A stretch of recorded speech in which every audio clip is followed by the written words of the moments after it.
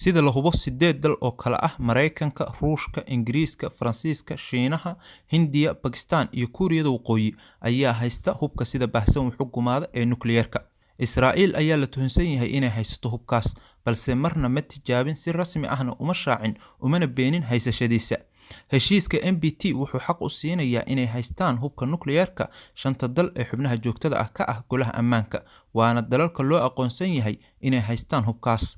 Hindiya, Pakistan iyo Israa'iil marna qayb kama noqon heshiiskaas, halka Kuuriyada Waqooyi ay ka baxday 2003 ka hor intii aysan samayn tijaabadeedii ugu horeysay.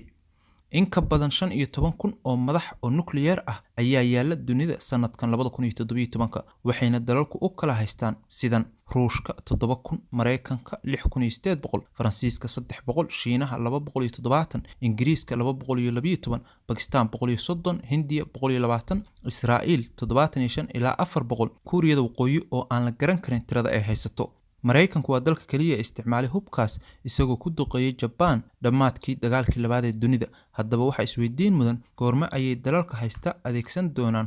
Shiinaha iyo Hindiya ayaa ah labada dal ee kaliya ee si shuruud la'aan ah u cadeeyay inaysan u isticmaali doonin hubkooda weerarka koowaad.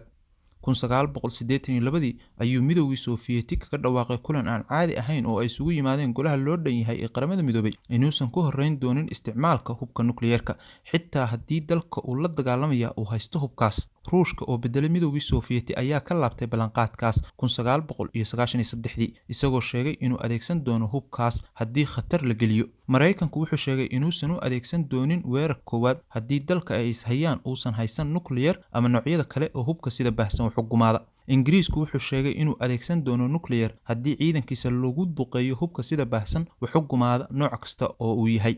Faransiiska iyo Pakistan siyaasad ahaan waxay la mid yihiin Ruushka, waxayna sheegeen inay adeegsan doonaan hubkaas marka ay khatar wajahaan. Kuuriyada Waqooyi dhankeeda waxay ballan qaaday inaysan ku horeyn doonin adeegsiga hubkaas, iyadoo sheegtay inuu gaashaan uga noqon doono khatarta Mareykanka. Israa'iil ma lahan siyaasad cad oo ay ka leedahay isticmaalka hubkaas, maadaama oo aysan si rasmi ah u shaacin haysashadiisa. isticmaal kasta oo hubka nukliyeerka ah wuxuu horseedi karaa masiibo, dagaal lagu hoobto iyo suurtagalnimada weerar jawaab celin ah oo nukliyeer ah.